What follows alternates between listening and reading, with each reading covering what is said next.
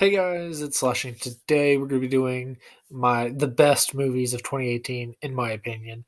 So I have them all stacked over here on the side. I was going to put them in the frame, but then you'd be able to see, so it'd be no surprise really.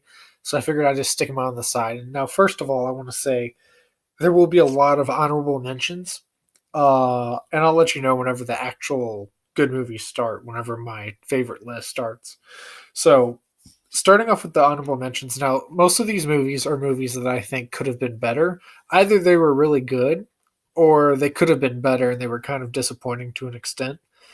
Or, like I said, simply that they were good, but just everything else passed it up. So starting off first is honestly the most disappointing movie for me of 2018, The Nun. I expected so much more out of this. Uh, and it really is just a jump scare horror movie, which is a very big disappointment for me. It's still entertaining. It's not terrible, just not as good as it could have been. And James Wan's not really a big piece of it because he was working on Aquaman, so that also sucks. That's probably why it seems very different, but it's not terrible. It's enjoyable. I think a lot of people hate on it. I'm not gonna say I hate on it. Like I said, I just feel like there's certain things that could have made this movie a lot better. But starting it off was The Nun. Moving on is the movie Winchester. Now, I enjoyed this movie. Another one of those jump scary horror movies, which comes out all the time. So we had The Nun and Winchester. That's two of them. In fact, I think I even have another one in here that's also a jump scare. No, that's actually it. That's the last jump scary movie. Look at that. But Winchester, it wasn't terrible. It was some pretty good acting from the leads, Helen Mirren, Jason Clarke, and Sarah Snook. Very good acting from all of them. It's decently creepy and it was enjoyable. It was worth the money that I paid for it. I liked it. In fact, I'd say I like it more than The Nun, so that's saying something. Yeah, and it's inspired by a true story, so that's even better.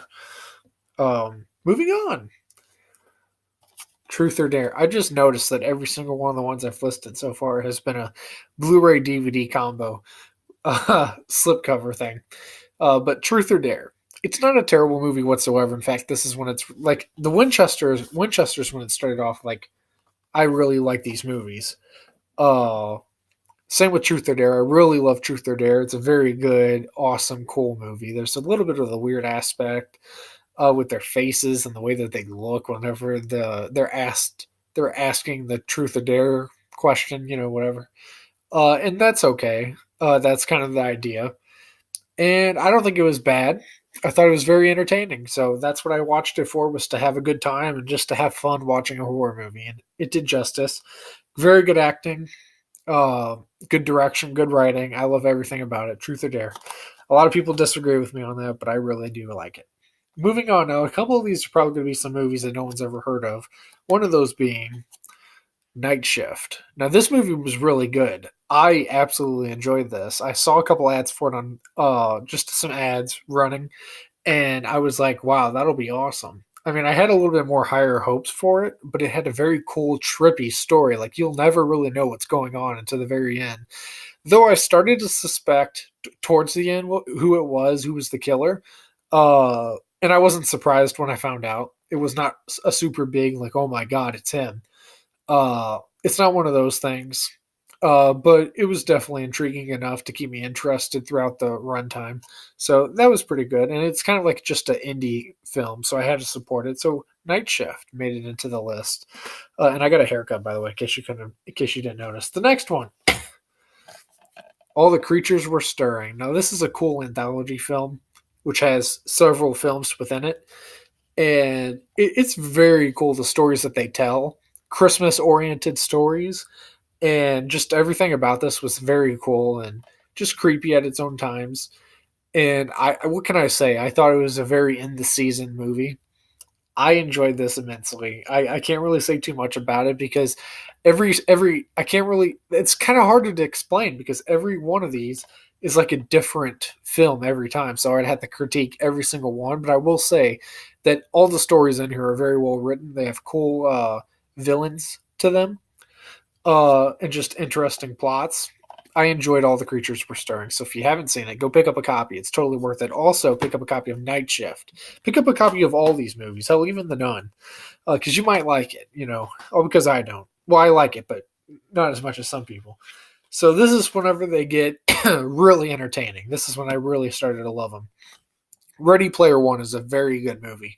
And I hate Steven Spielberg. I really do not like the guy.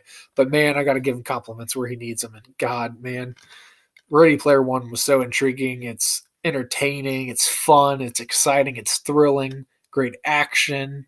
Great storyline. I love it. The CGI is great. Just a terrific film all around. And I'm so glad that I took the time to buy this because I passed up on it so many times. I thought it would be a waste, and no, man, it's totally entertaining. Pick up a copy. It is awesome. You won't regret it. Hopefully, anyway. The next one, Insidious, The Last Key. Now, this came out in January, I believe. And I absolutely love Insidious, The Last Key. The villain, Keyface, he's pretty cool. The acting in here, it's a prequel to all the other Insidious movies, so it's kind of like the very beginning of it all, which is pretty cool to see how it all started.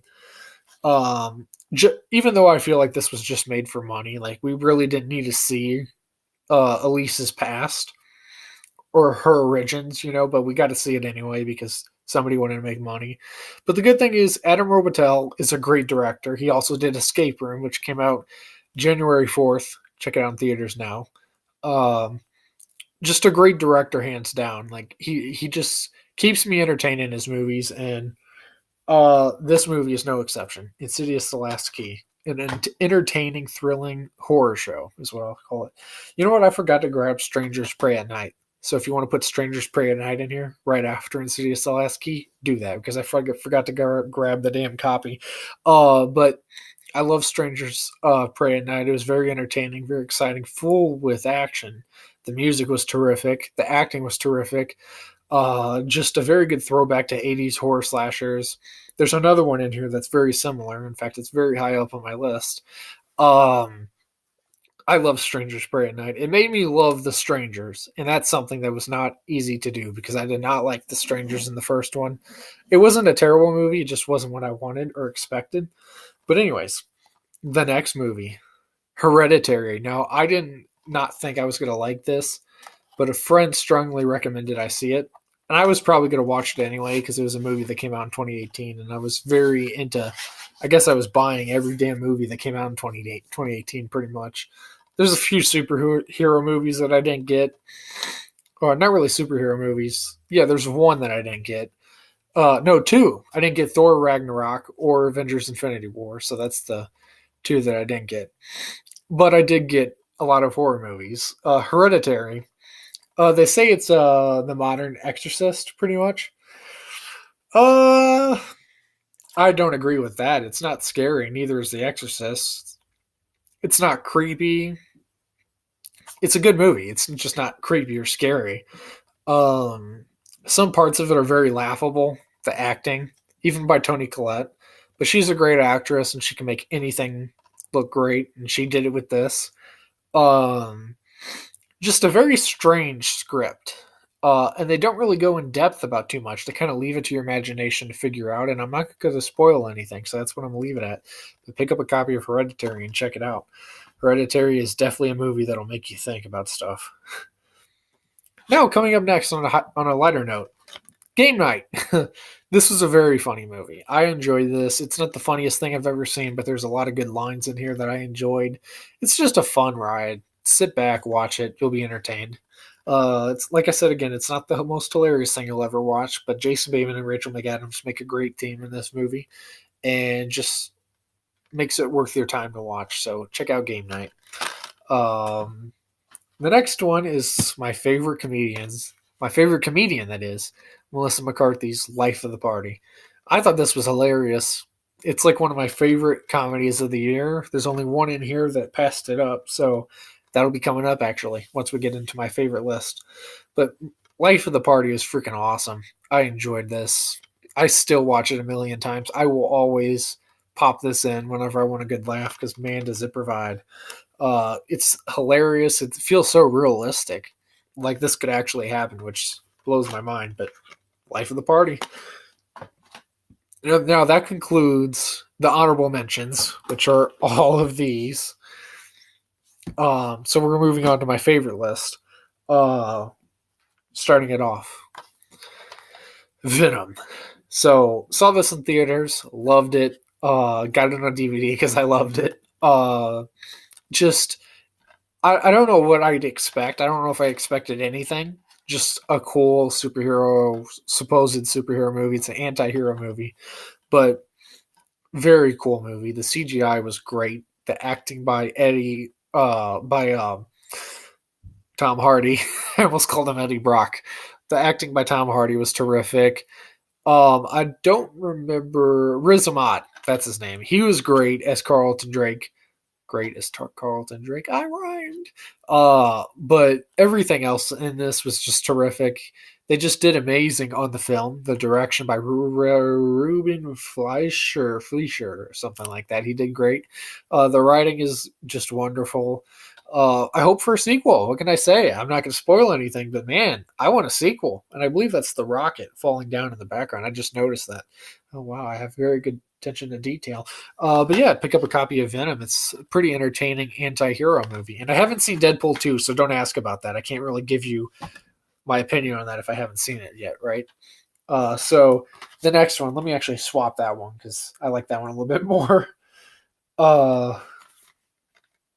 Tag. Now, Tag was hilarious. Best comedy of the year, hands down. Um, I absolutely love the absurdity of this movie. The fact that this is based on a true story just makes it even funnier. Ed Helms is magic as usual. Everybody else is just kind of an addition to it, really. Um, Jake Johnson is always funny. He was in Let's Be Cops, funny in that, funny in this. And I believe he was in Spider-Man Into the Spider-Verse, whatever that one's called. He's in that as Peter Parker, so that's pretty cool. And God, just a funny movie. What can I say? There's nothing to really talk about. Bunch of adults playing tag throughout their life. It's hilarious. Moving on.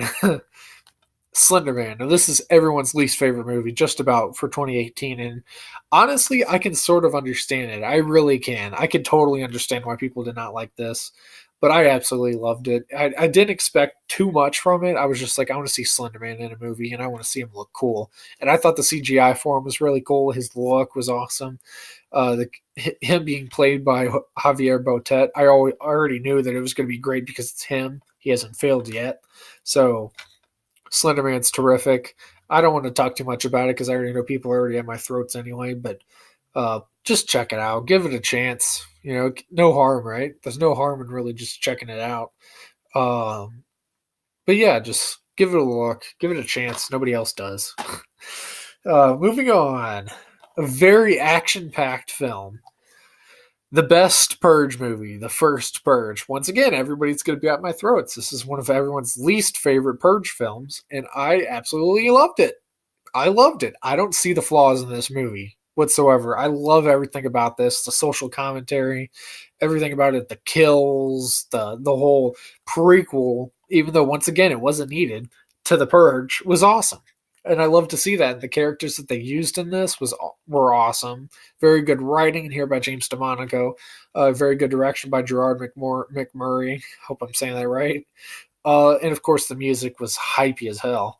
They got a lit soundtrack on this one, guys. Pick it up.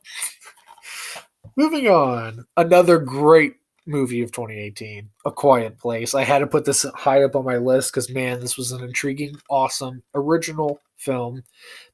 And god damn it, what a movie by John Krasinski. He did amazing for being his first directorial debut. I think it's his first anyway. But the villain in here, the aliens, is just incredible looking. It's one of the most original looking monsters we've seen in cinema in a long time, so that's pretty cool. And the acting by everybody, being the fact that you have to shut your mouth for the whole damn movie, is probably hard to do and do it good. Surprisingly, I know it's like, oh, you shut your mouth. It's easy as hell. No, it really isn't because it's hard not to be able to say. Imagine that, a world where you can't say anything, no matter what. That's tough. Like if you step on a nail, hint, hint, you do something like that. You're bound to want to say something or scream or make some noise, but you can't because you will get mauled by these evil aliens. Okay, Quiet Place. Moving on. Now, this is when we get into my favorites, movies that I'll watch countless times. even though I've watched those countless times. Unfriended Dark Web. This movie was way better than the first one, way better, a million times better. The action, the music to it, the acting by everybody straight across the board. The kills were pretty cool, even though some of them weren't even super detailed. You just got a brief look at them, and then it's like over, and then you're just sitting there like you're feeling empty. You're like, that just happened. Like, what the hell? Like, you're seeing it all happen. I mean, I fangirl about these movies because, god damn it, they're just awesome. They're just incredible, and I can't help but fanboy, I mean. Moving on. Black Klansman. This is not a horror movie. It's its own, what would I even call this? It's not a comedy. A thriller? How about that? So basically, I'll explain this one in case people haven't heard about it. This guy, Ron Stallworth, goes to the Colorado Springs Police Department in the 60s, I believe. Yeah, in the 60s. 1970s, my bad. He's going to be the first black officer in Colorado Springs. And basically, he wants to infiltrate the Klan, the KKK. Hence the title, Black Klansman, the triple Ks. Very cool story. Sort of gets emotional there towards the end. And just a powerful story done well by Spike Lee. And, of course, Jordan Peele, who's a part of it. So another great Blumhouse film. Pick it up. It's a great movie. Very good. My friend Zach's messaged me. I feel bad because I'm not responding. Upgrade. Now, this is my top 3. So, Upgrade. This movie will stay in my top 3 because holy hell, it's nothing short of amazing. I absolutely love Upgrade. The story behind it, the action, the kills, the acting by Logan Marshall Green, the acting by the villains. I don't remember half their names, but very good acting. Fisk. Fisk was the one that I really liked. He was awesome. But just so original. I love when these original movies come out. Too bad that not too many people support them. But I also wish it was a more creative disc cover, because it's literally the exact same thing, just on the actual DVD. But yeah, Upgrade, my number 3. Moving on to my number 2. One more left after this. Halloween. I love the Halloween series. I have loved it since I was 6. It's been just a hell of a ride growing up with these movies, and they just get, most of the time they get better and better, but not the Rob Zombie movies. But this is just terrific by Blumhouse. I expected nothing short of amazing. And I knew they weren't going to disappoint me, and they didn't. I love everything. Even the part that everyone hates, the part when the cops are talking about the banh mi sandwiches, I think that's hilarious. I love that just small talk that just leads to something pointless. That's hilarious to me when they're just talking about something so stupid. Yeah, banh mi sandwich? What's a banh mi sandwich? Just a stupid conversation like that is enough to make me laugh, and that's all I needed. Just a little bit of humor, good kills, good story, cool looking Michael Myers, which we get on this cover, which is also very cool, by the way. As you can see like little ridges. You can see the outline of his face, and that's awesome. Great movie. This is one of the best of 2018. Obviously, that's why it's in my top. I just love it. And there's only one movie that could dethrone it for me. And I'm surprised to say this because I thought that Halloween was going to be my favorite of the year. This came in clutch to take this spot. And a lot of people hate this movie. Hellfest. I'm like fanboying right now. Let me say it right this time. This movie, I had so many expectations for, and it overexceeded them. Not to mean overexceeded. It exceeded my expectations. It took way farther than what I expected. Just a very cool original slasher film based in a theme park. It's just mind-blowing. Very cool theme for it. The killer, I thought, was awesome. It's a very original mask that you haven't seen before. And it's not Michael Myers. We've seen him, 12 times? I love you, Michael. I really do. You're my childhood. But, man, take a break once in a while. Let guys like this come in. But Hellfest is terrific. Make sure you guys go get a copy of this because I really want to see a Hellfest 2. And the only way we can get a Hellfest 2 is if digital home media does well. So go get a copy. Buy it in some form and support them because we need a Hellfest too. Watch it once, and you will probably want a Hellfest too. I'm just saying. Unless, of course, you don't like horror films, then don't watch Hellfest. But watch it. Just buy it and not watch it in that case. But anyway, that is my top of best of 2018, that is. And I hope you enjoyed it. And I sure as hell enjoyed every one of these movies in this list. It was a very good year for movies and horror, and just in general horror. So yeah, let me know what your guys' favorites of the year were in the comments below. And I won't be editing this video because goddamn, that'd be a lot of editing, and I am not going to do that. That's too much editing for me. But yeah, my number one and my number two, Hellfest and Halloween. My favorites. But yeah, see you in the next one. Bye bye.